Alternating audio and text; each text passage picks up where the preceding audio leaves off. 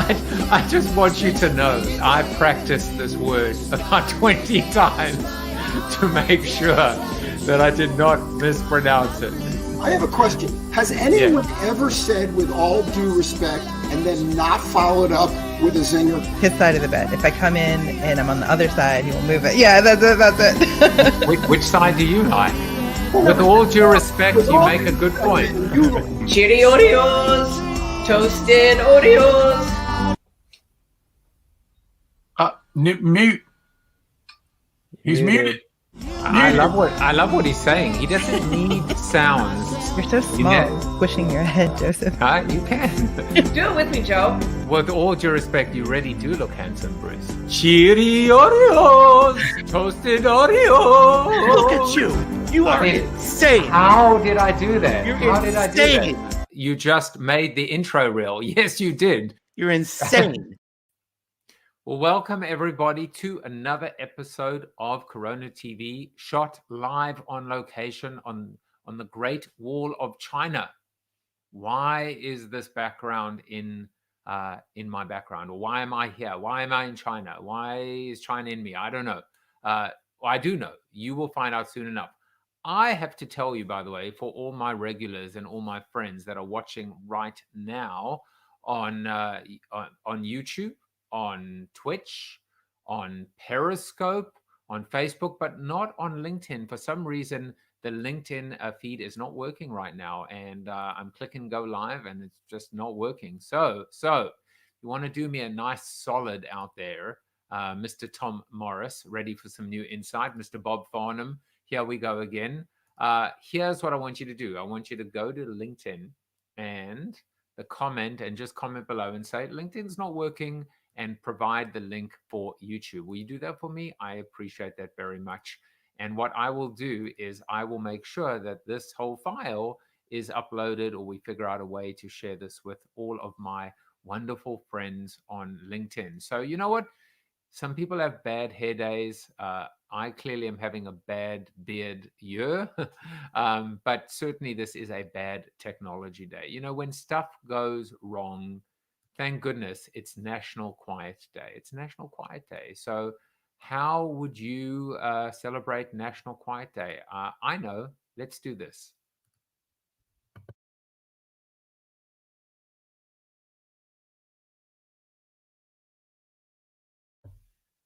I'm pretty sure this is not making for riveting streaming video, but yeah, it's Quiet Day. You know, if you haven't meditated, maybe now is the time to think about meditating, or just enjoy some quiet time. But you're not going to have quiet time today, because you're going to have some talk time with Chris Fuller, who is an international leadership speaker, author, and consultant. Like so many people, he's put out a new book. And he wrote it, he published it during a global pandemic, yet another one. I mean, can you imagine how many things have been going on in our lives that we've had to adjust for, that we've had to be able to deal with over the last 12 months? Launching a book is yet another one. And we'll talk to him and find out whether it was easier, whether it was harder, some of the lessons learned. How is launching a book in a pandemic going to change when we come out of this? I'm sure that there are some best practices that we will no doubt keep. Well, a little bit of a sneak preview for next week. It's a complete mixed bag, but I'm particularly looking forward to Alison Escalante coming in. Alison has given just an incredible TED talk, and she wrote an article that basically said depression. She is a doctor, and she wrote and spoke on the fact that depression is actually a friend. Depression is trying to tell us something. We maybe have looked at it all wrong, and there's perhaps a different way to approach it. It may be one of those things where, just like you, and I don't want to get this wrong, but I mean, this is pretty bad if I'm driving, I suppose. But what is it? Do you steer into the skid? You know, do you when you're sliding on ice or snow, do you steer into it or away from it, etc.? But I think you know what I'm trying to say. Someone will post it on the comments, no doubt. you sometimes have to kind of lean into it as opposed to try and resist it. So if you submit to it, does it in fact change things? And we are going to, you don't need to know what I think about it. You need to know what she thinks about it. And she will be my guest on Monday. So that's going to be really, really interesting. A whole bunch of changes with tomorrow's show. Melanie and Bob are still on, but Kuda gave me this ridiculously, lousy, pathetic excuse. Something about being on The View. I mean, come on, Kuda. You would rather go on The View on national television than be on Corona TV. I'm not sure I'm going to be able to let him off that easily. And Brian Solis as well has a conflict, but Saul Colt, the ever dependable, reliable, and controversial Saul Colt is going to be deputizing. It's kind of interesting because with Bob and Saul on the show, it's almost like an episode of the Beancast, except it isn't, because it's on video and because I am the host, not the panelist, which means I have to talk less than Saul and Bob, which is going to be easy and hard, and I'll let you work out who is who in the zoo. And there may be a few more changes, but just watch this space. Because as I said, the after show tomorrow will be on Clubhouse or in Clubhouse, but of course, Brian and Kuda will be replaced by Saul and maybe one other special gift. Well, let's do birthdays. Two previous guests on the show, amazing, amazing people. Lars Bastholm, who has just moved away from LA back to, I believe, his native Denmark. And Tamsin Webster, happy birthday to you, Tamsin. Tamsin will be back on Corona TV to celebrate and announce and promote the launch of her new book. And I cannot wait for her to come back. And then on LinkedIn, I'm not sure if anyone on LinkedIn is even seeing this right now. Let's just see if LinkedIn is back. Let me hit go live and see if it's back. Answer, yes, we're back on LinkedIn. Hey, everybody on LinkedIn, we are back. We are live on LinkedIn and just wanted to wish you happy birthday, Jackie Burke, Fleur Cook, Nikki Jason, who has the most, by the way, she has an incredible Scottish accent, just like Rose Cameron. There is something about that Scottish accent that I just love. I love anytime I talk to a Scot. There is something, they sound cerebral, they sound intellectual, they sound different, they sound cultural. I just love, love, love the Scottish accent. So enough filler, everybody. It's time to get to the seated soliloquy, and it is a different kind of seated soliloquy. It is called a Jaffe for your thoughts. Making a little bit of an announcement today. Really, really excited to actually be able to say a Jaffe for your thoughts. How cool is that? How many of us have ever wanted to offer our own currency to reward our fans? We keep hearing the term creators and the creator economy. Well, you can't have an economy without a currency. And now in this new era of cryptocurrency, not only is that true, but there's a twist. Creators can create their own economies thanks to creator coins. And I got mine today, the Jaffe. I joined the likes of the JOW, the JOW, which is Jeremiah Oyang, the Boo, Bomani X, the CMO, thanks to David Berkey Berkowitz, and of course the mighty Shank, belonging to the one and only Peter Shankman. This is just the beginning, but actually, I want to go back to my beginning. When I wrote Flip the Funnel, I introduced the concept of what I called universal currency for brands, and the importance of every brand having their own branded token as the ultimate advocacy, loyalty, or retention mechanism. Why? Well, currency can be bought, sold, stored, exchanged, redeemed, gifted. Ultimately, it is the universal dial tone that facilitates value reciprocity. I begged, pleaded, nudged, boosted the virtue of Cisco chips, Coca-Cola ribbons, Starbucks sirens and Nike swooshes. In some cases, I even worked on real programs like Stella Artois' La Société that actually introduced their own currency known as chalices. At the heart of my vision was the ability to redeem this unique currency for what I called priceless experiences, branded experiences that regular money could not buy. I had no idea then that this would become a reality today. And not just that, but a democratization and leveling of the playing field, where creators, thought leaders, and innovators themselves could lead the way with their own currency. So starting today, I can literally offer you a Jaffe for your thoughts. Thank you for your loyalty, starting right now. So let's do it. Send me a direct message via any of my social media channels with your Rally ID. You'll need to register on rally.io. And if you subscribe to my channel on YouTube, just search CoronaTV on YouTube. I'm going to 10x you and send you 10 Jaffe coins. But wait, there's more. This is just the tip of the iceberg. The real magic is going to come in the form of access to exclusive and unique experiences like meet and greets with my guests, perks, and other rewards like on-air shout-outs, and who knows, maybe even an entire episode of the show dedicated to you. Plus, you can tip me. Look, someone's got to pay the bills somehow. In the streaming era, the creator economy is rising. And the most beautiful part of that is that we're all invited to participate. So strap yourself in. It's going to be a wild and crazy ride. Well, now it's time to bring on my guest. And I'm curious what he thinks about this. Does he think this is an interesting new wave, a new generation, a new revolution, or maybe something different? We will find out soon enough.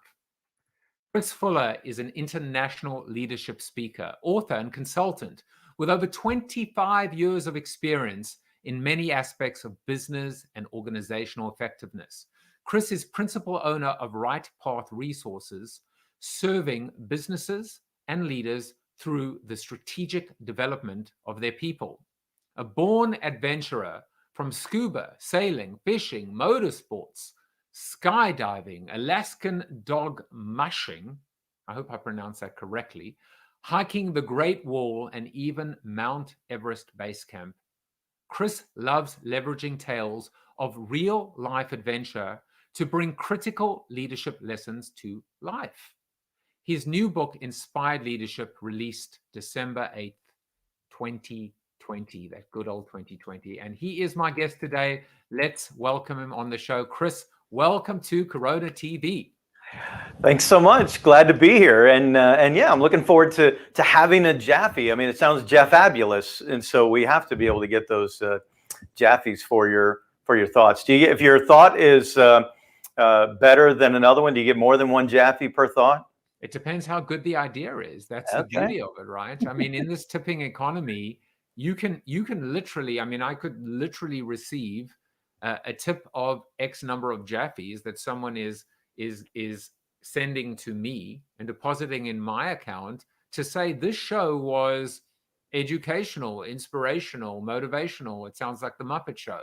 And why not? And you know what the thing is? It's what's so interesting, Chris. It's like a micro payment.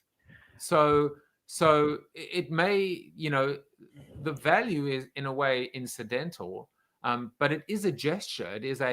It's a gesture of thanks, of gratitude, of generosity, and more. And so I think we're limited by our imagination, by thinking of these interesting use cases. Yeah. I don't know if I've told this story before, but it's one of my best stories.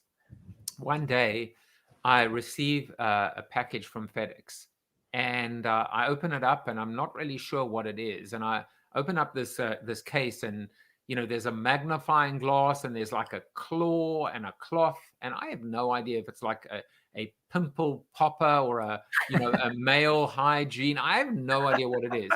And then there is another box, and in the box are 2 diamonds. And so the claw is to hold the diamond and clean the diamond. And there was a handwritten note from the CEO of a direct to consumer diamond distributor. And this person said, we've calculated $2 million of growth or of revenue in our company to your book, Flip the Funnel. This is the least we can do to say thank you. I'm not even joking. This really happened. And I was so blown away that the first thing, so I emailed her back and I said, you know what? I'm going to see your gesture and raise you. And I said I would fly to Houston and spend the night with them and give them a keynote on the house as well. And I did. They paid for me to fly to Houston. We had dinner at the CEO's house, and I gave a whole presentation as well. I was just so blown away. But so you never know when an idea can actually be translated into real top line or bottom line, return. Yeah, I think it's great. I'm looking forward to the 100 Jaffe coin. So I mean, the individual ones. Let's run this thing to Bitcoin level value. I mean, it's already, the commerce of thought in and of itself. I think that's the reality that we pull from. So, it's moving it from the penny for your thoughts into, the pound for your action or the dollar for your action. I think that those are some key pieces, and looking forward to that. Looking forward to that 100 Jaffe coin. And guess what? Every single guest who's on my show will now get at least 1 Jaffe as a thank you. So you will receive a gift from me to say thank you for coming on my show. So and is that the first Jaffe coin? The first Jaffe coin is going to you, Chris. Wow! It's going in a place of honor. I'll put it next to the poster right behind me. It'll be right there. Be it. Hope you got a good printer. But anyway, so it's crazy. Well, Tom Morris says, I've got a 1 million Jaffe idea. I'll send you my offshore account number for deposit and I'll reveal it. So, and he adds, I've been saving thoughts for a time like this. Forget bucks, call me daddy, war jaffles. I don't even know what the hell is going on. There is only love with Tom, no war at all. But Chris, enough about me. Let's talk about you. Let's talk about some fun facts about you. And I've kind of alluded to some of them. And you have these amazing fun facts. First of all, there you are as well. Your head is almost completely on your shoulders. But you actually hiked a 10-kilometer on the Great Wall of China. And what you see in the background, just to tell you very quickly, is for my 50th, there were many things I wanted to do for my 50th, which was in December of last year. One of them was the Great Wall of China Marathon. And there are a bunch of these extreme marathons. There's a company, one is through the African safari. One of them is at Angkor Wat. One of them is across ice in Antarctica. So they basically taken, one is in the desert. They've taken the 4 or 5 different, what they consider to be extreme plains. And I don't know if you can see behind me, but it's every image of the Great Wall of China. In fact, in the actual catalog pamphlet for this, you have people half passed out. One person is actually vomiting. These are the best photos they could actually produce to try and merchandise this. But obviously, it didn't materialize. So let me enjoy my life voyeuristically through you. Tell me about this 10K hike. Yeah, my wife is wanting to set up this event. I was in Shanghai doing an event for an organization, and so we then did the bullet train up to Beijing, and so we're going to go hike or go to the wall. And I said, I don't want to just go to the wall. I mean, how pathetic is that? We went to the Great Wall of China. I actually want to do something, and so I found an adventure that they drive you, 10K away from the common area. and they drop you off. And so number one, you have to hike the backwoods to get to this rickety ladder. Then you have to climb the rickety ladder to get on. And then you've got to get down through this 10K to go to the touristic side of it. But it is this rubbly, starting to fall apart area of you wouldn't want to do a marathon on this one because you would be bruised and bloody and tattered and torn on this particular piece. But much to what you're seeing, there are steep aspects and from the decline to the incline. And so we get on this tethered, this rope tied, essentially bamboo ladder to be able to get to the top. And then we hike this 10K all the way back to civilization. And it was one of the most one of the best experiences that I've done. Simply because, again, it's just not common. I can't, some of the common and the mundane may be great for some people, but that's just, man, I need that adventure for me to just let me know that I'm alive. Well, speaking of which, here's another thing. You've helicoptered in to base camp of Mount Everest. I mean, come on. Why are you doing this to us? So what does it mean to helicopter into base camp? That doesn't mean you're climbing. Is it just a helicopter ride, or what was the extreme or the adventure part of this besides, oh, by the way, that's a pretty nice mountain around us? So I was in India doing a client event, and they didn't sign the contract for year 2. And so I was worried that, what if I don't get to this area of the world again? What should I do? And so I bought a plane ticket to go from New Delhi to Kathmandu. And so flew into Nepal, Kathmandu, and then started negotiating to take a helicopter tour to take me to base camp at Mount Everest. I wanted to see the top of the world. And, I don't know about you, Joseph, but there's some things that I need to break out of my mundane. I've got to break into something new. And for me personally, I then start to stretch myself, and what can I do? So I decided I needed to see the top of the world. To give me inspiration to get to that next phase that I wanted to get to in my life and career. And so I'm negotiating with these helicopter tour companies, and I walk into what looks like the best, they're the best looking helicopter, they're the best looking outfit, they're all this stuff. And I walk in and they said, well, it'll be 12,000 US. And I'm like, 12,000 US? How am I going to explain this one to my wife?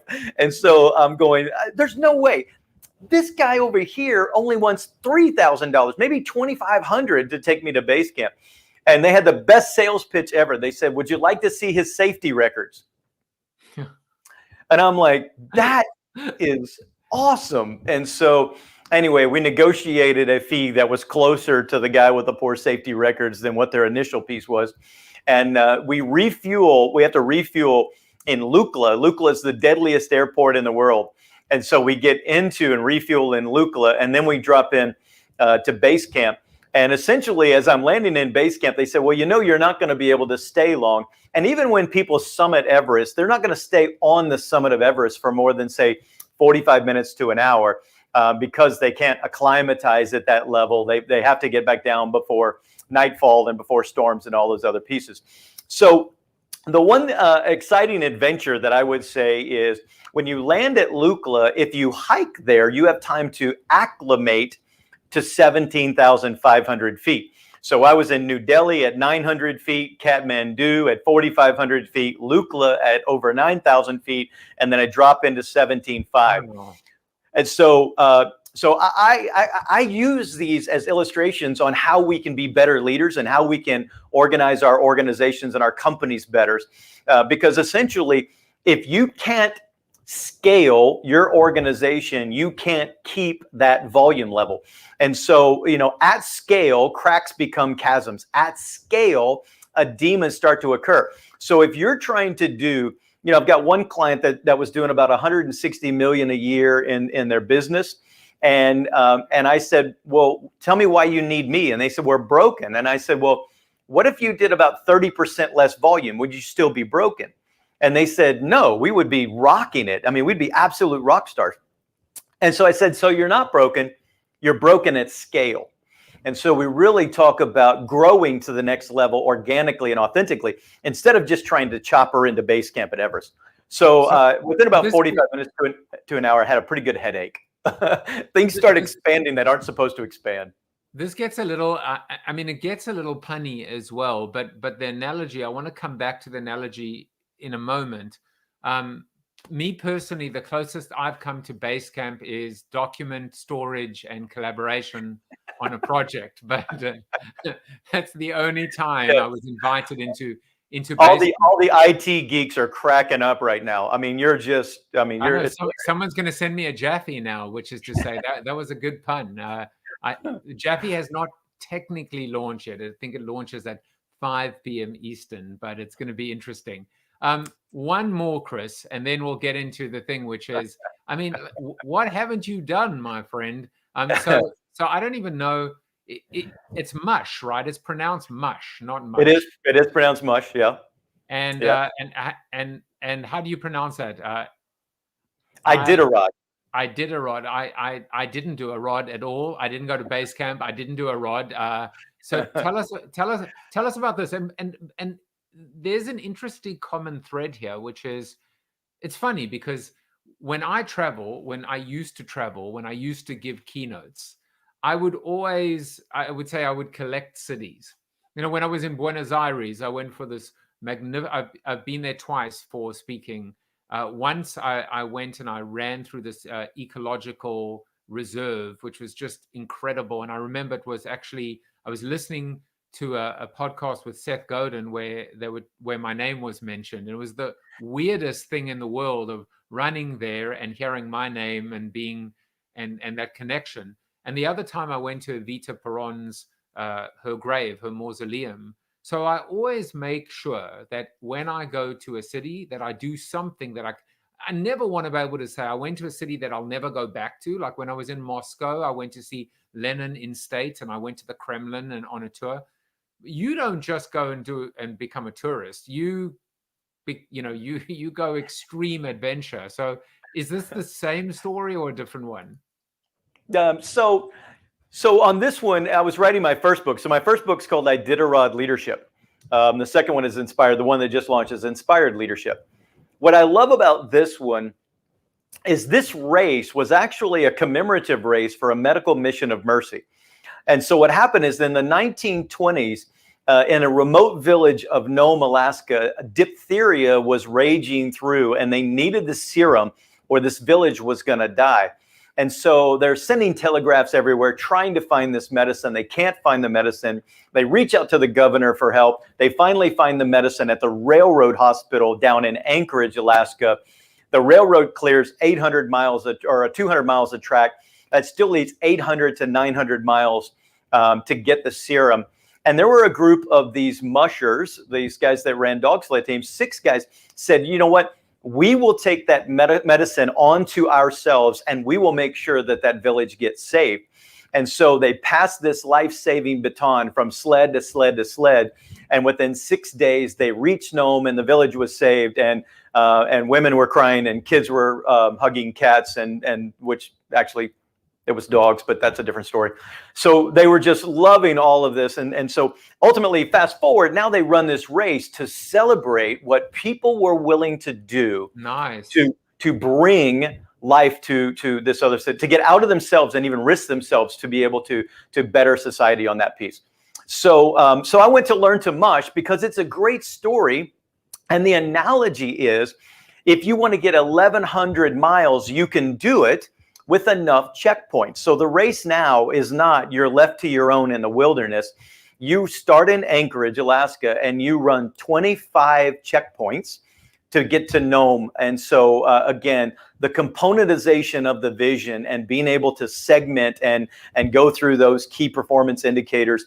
And then the team has to want to pull for you. And the leader's more in the back, serving the team, feeding the team, training the team, nurturing the team, and that cohesion. Ultimately, you end up getting to that point.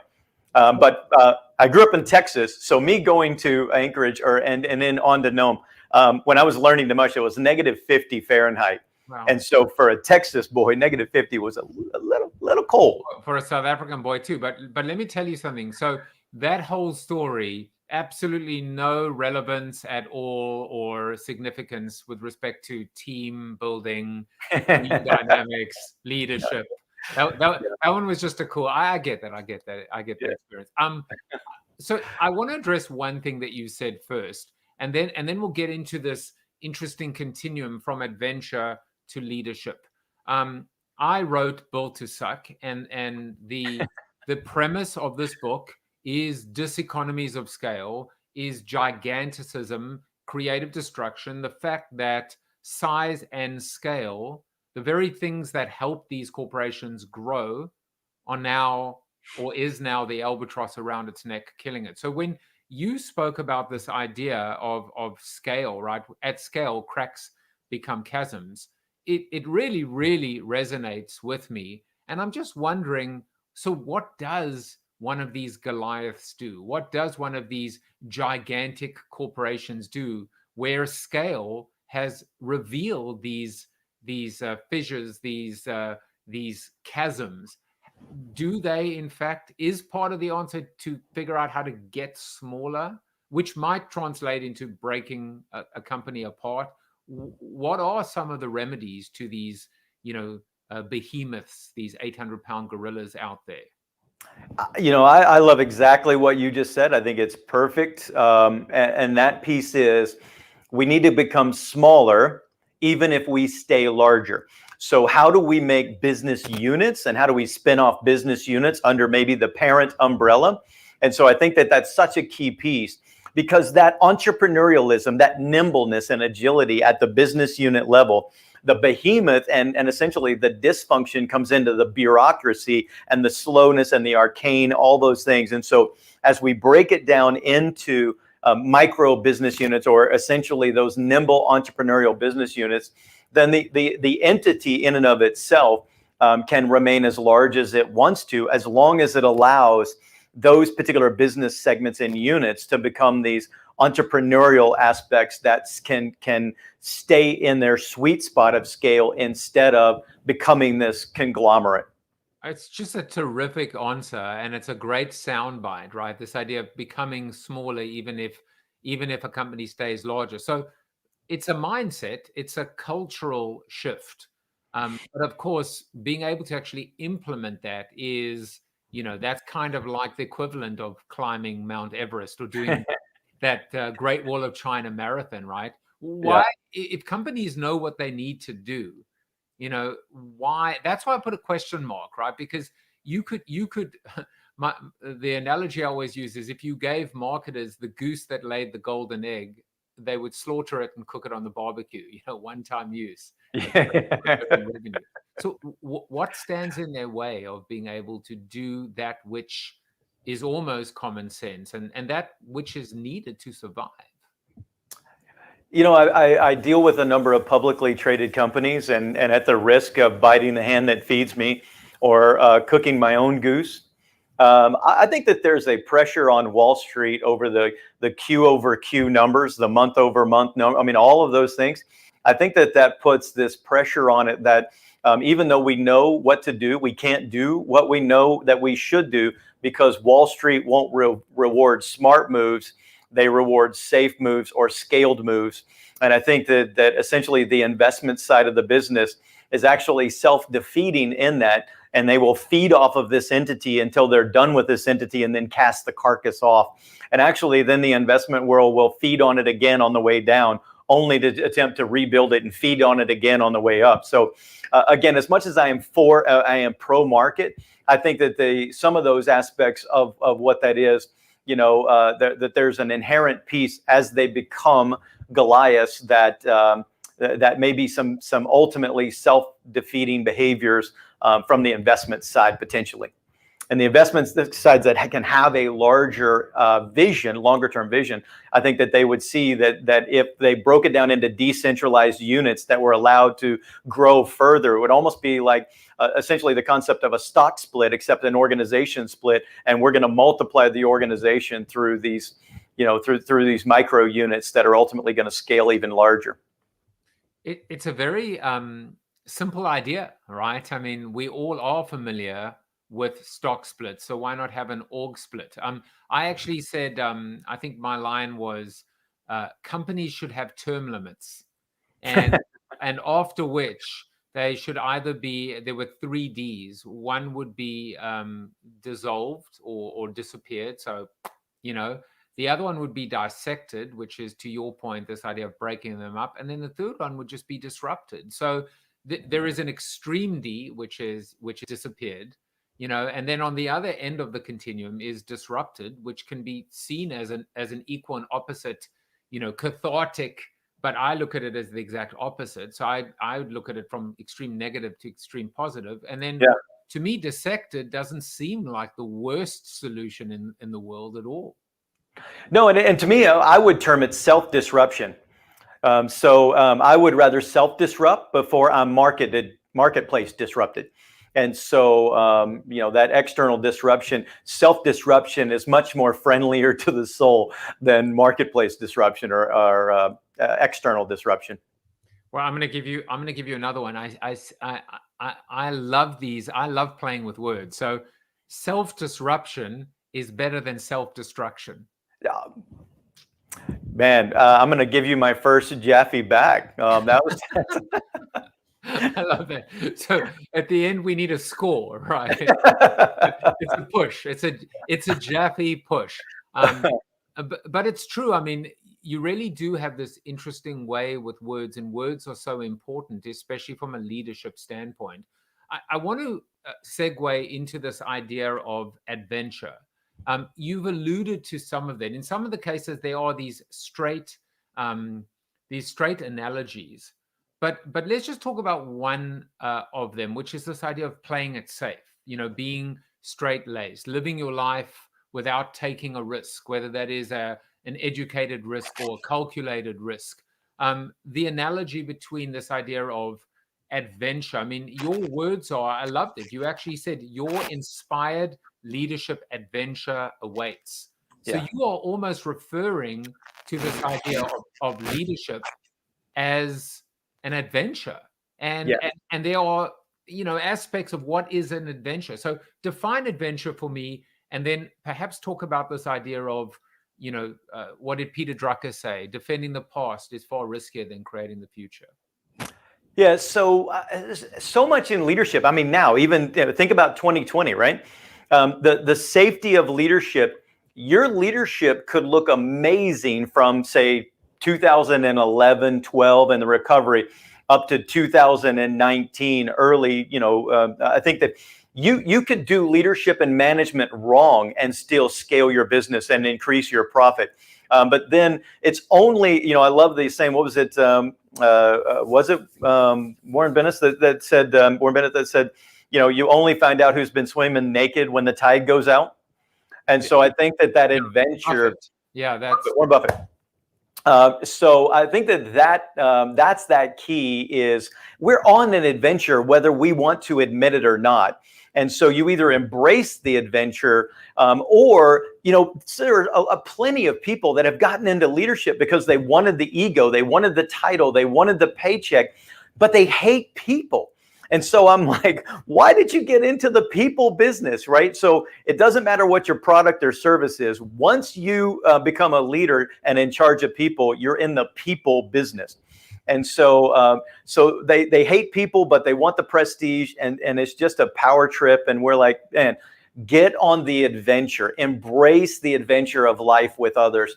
And from that particular point, because there are so many people that are burnt out, blown out, and they're focused on more so about what the organization and their people can do from them, self-centered leadership, that others-centric leadership is much better. Life is lived best when lived for others. So that adventure, you know, if you get caught up in the dailies of running the business and you're in the weeds and everything that can happen that just overwhelms you and gets into that, you know, that negative burnout, even depressive state, we've got to shake that off and look at life in a new set of eyes with a fresh perspective that embraces the adventure instead of just, you know, just derides the doldrums of the daily. I want to press you on that for a second, which is like, it's kind of mind-boggling for me that leaders, that insight that leaders don't like people. Is it is it that they? I'm sure they like people. I'm sure they like hobnobbing with celebrities, certain kinds of people. Is it the fact they just don't have the patience, the empathy, the time for all those pesky underlings that come underneath? And the other part of it makes me think is this idea of being an introvert versus an extrovert, which is Sure. what are you doing leading if you are an introvert, or at least an introvert that's not prepared to kind of work on it. So there's a lot of not conflicting stuff, but stuff that's making me think, Yeah. because it seems like there's narcissism in play. There's so many forces in play here, and it boggles my mind that you would have leaders of these companies that are truly not even people. Now, they're not a developer of talent. They're a consumer of humans. And so, any of us that essentially have been, people say, well, some managers will say, well, people are our greatest asset. And I'm like, well, wait a minute. My degree was in accounting. So on that asset, we have inventory, which is a consumable, and we have property, plant, and equipment, which should be nurtured and maintained and invested in. So when you say people are an asset, are they a consumable? Or are they a core resource that we must invest in? And I think that there's an inherent mistake that organizations make, and they take the best individual contributor, and then they reward them with this position of leadership over people. And so I think the first thing that we have to break within organizations is their path to promotion. And the path to promotion is not excellence and subject matter expertise. The excellence should be, let's consider the people skills and some of those larger components that will make them a success in the position.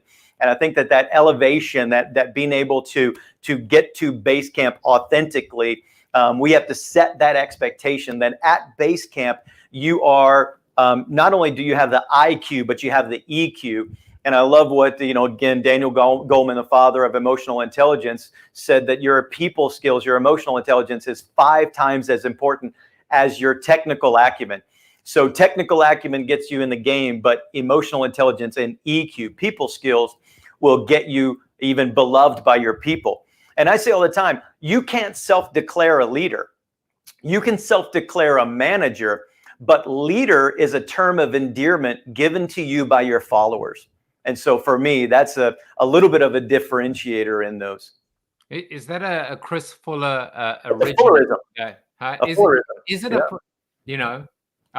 well, I was going to say some people are full of but you are fuller of wisdom. To quote Tom Morris, he says, "I was hoping it would rain wisdom today, but this is a real downpour."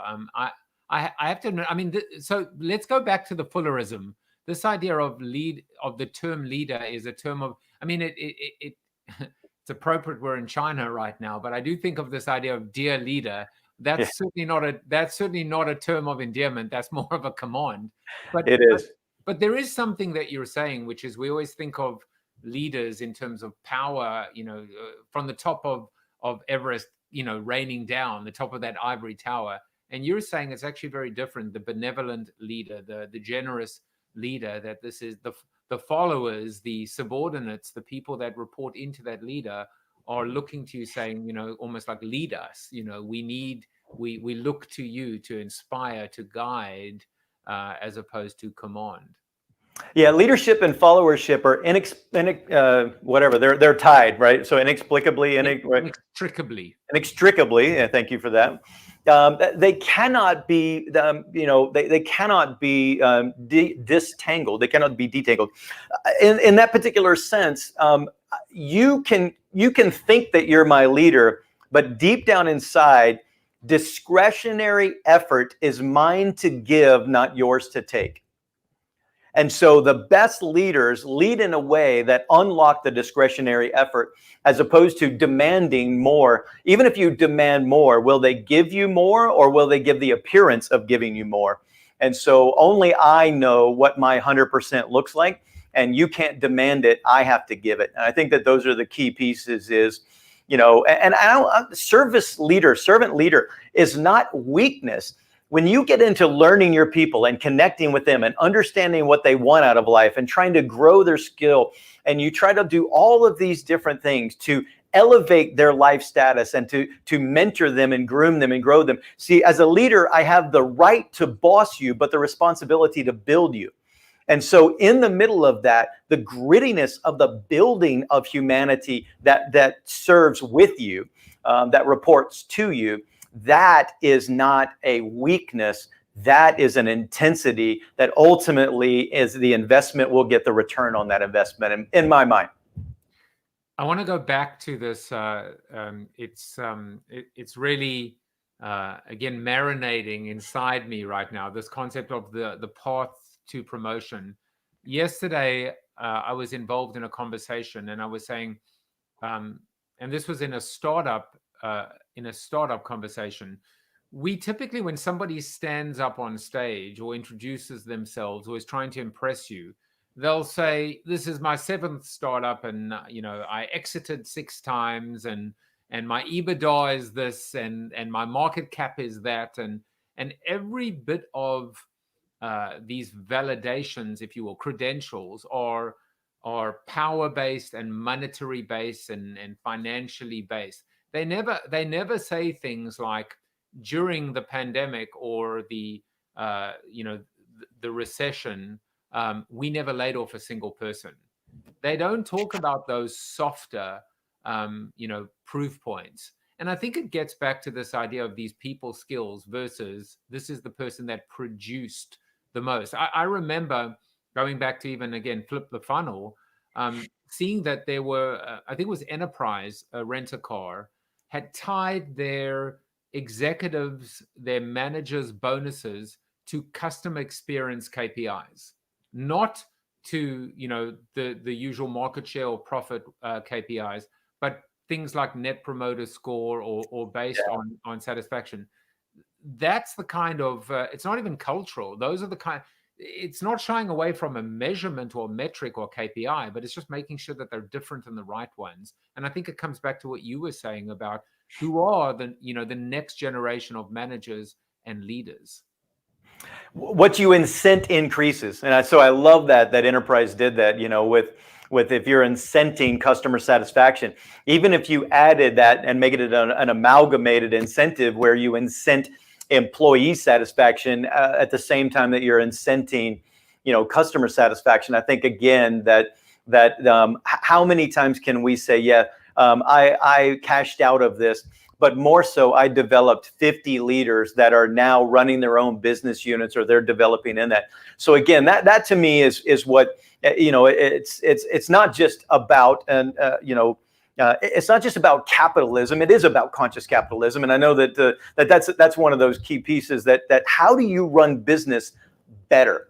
Because I mean, a lot of my keynotes, I close with talking about, imagine, if you will, being at your company picnic and having to face the children of your employees to know what their opinion is about mom and dad working for your organization.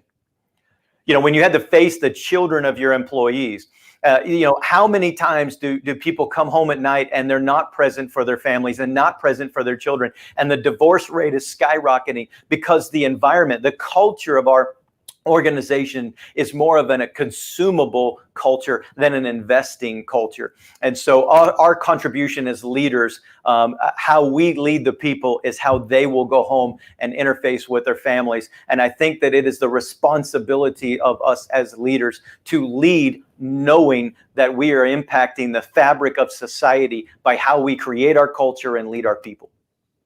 It's something so simple. And, all I can think of is that old line that says, for me as a marketer, marketing is common sense, but how many of us have common sense? And by humanizing this and thinking about how many leaders would just, turn the other way and not be able to look at these, look these children in the eyes based on how hard their parents are working in this particular case, or the prototypical, almost stereotypical, overworked and underpaid and underappreciated versus being inspired. The one thing that I say now is, in trying to give people advice during this time is, if you were miserable in your job coming into this, why on earth would you return to it when we come out of this? It makes no sense. Yeah. Yeah. So Chris, let's talk about this book, right? The book has just come out, Inspired Leadership. I am right now sending a link to Amazon to everybody's comment feed on LinkedIn, on YouTube, on Facebook, now that we're back on LinkedIn, thank goodness, and Twitch and Periscope, and anyone else that will have me at the moment. Being a good consultant, as you are, I always joke, I'm a little self-deprecating about it. I say that we're part of the secret society that is the Consultants Guild, which means that we're paid by the acronym. And you've come up with a doozy, but it's not even an acronym. It's something I'd never heard of before, called an acrostic. Is an acrostic an acronym, or is it a different kind of an acronym? I would need to defer to the literaries of the group to be able to tell us what is the difference between an acrostic and an acronym, because I use them interchangeably. So if I'm doing that wrong, I'll need the collective wisdom of the crowd to jump in and chime in and see what the difference of those are. I mean, the only comeback I have for that, maybe I'll earn another Jaffe, is I've never come acrostic I didn't like. Okay, anyway, just tell us a little bit about this specific acronym / acrostic. So what I don't like is when people, I just differentiated between management and leadership, but I really have a distaste when people go leadership good, management bad, and you can be a leader, and it's almost like Tony Geary, just Tony Robbins channeling Oprah Winfrey, and there's all these different things, and it's like, there's some people that probably shouldn't be in leadership and management roles. And so I'm a big and guy. I think we need leadership and management. And so when you look at the substrate of the principles of leadership, the Fullerism is you lead people, you manage things. And so none of us wakes up in the morning and says, oh man, I hope my boss manages me. But at the same time, without the fundamentals of business operation, inspiration without execution becomes exasperation. And so these are the subcomponents that will get us there. So number one, we have to succeed on purpose. You have to be intentional in the culture you want, in the way that you want to substrate or to line out your business and to essentially infuse the business. We need to be on purpose, not on accident. So if you want an inspirational outcome, I guarantee you the people that when we were able to go see Hamilton live, they didn't show up 3 minutes before curtain call and decide to put Hamilton together. It was years of intentionality and years of work behind the scenes. So the intentional determines the excellence. But if you're not living others-centric, if you're not serving others, customer experience determines whether they will have an inspired experience or an exasperating experience. So again, life is lived best in the service of others. If you don't have passion and purpose, why are you doing it? So the purpose and the passion of leadership is to unlock the genius of their people. And so we really hone in on, is your work your passion, or does your passion exist outside of your work? And so you need to bring your passion to work, because essentially it lets you do what you want to outside. So are you intentional? Do you have an others-centric mindset? Are you filled with passion and purpose in what you do? And then we get into some grittiness. Number one, if it's not integrating, it is disintegrating. So all of your systems and processes, and I had one guy that essentially was talking about, we need more sales and I want all of these sales. And my question to him was, well, how many marketing leads do you have for your sales team? He says, I don't care. I want sales. Well, okay. So if you don't have marketing leads, what are they going to sell? Because you're an inbound center.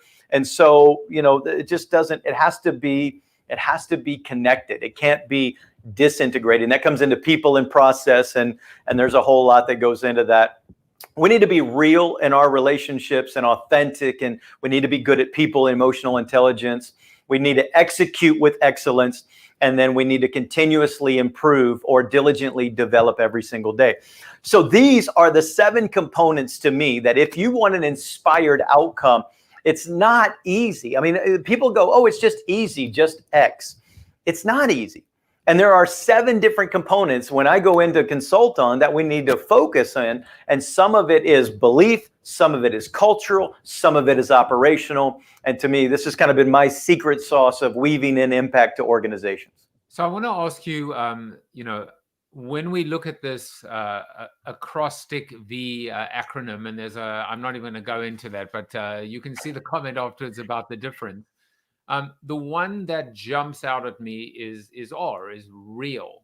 A lot of these things are absolutely more focused on humanity than on B school best practices, right?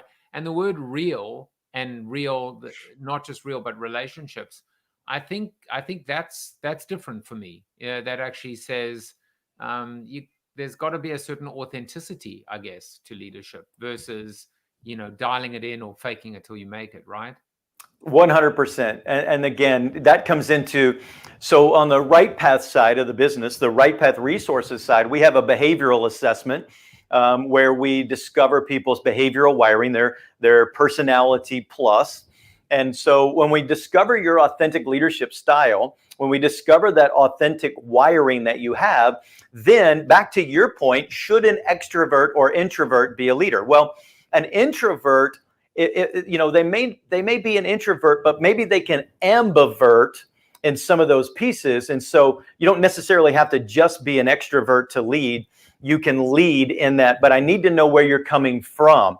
So maybe an extrovert, I need to dial them down a little bit because their extroversion is they're over the top. And an introvert, maybe I need to dial them up a little bit. So as we coach leaders, we say, get really good at knowing yourself. And then you can learn your reality, your authenticity of where you're going to lead from. It matters whether you are a assertive, independent, blunt, verbal precisionist, and how you lead.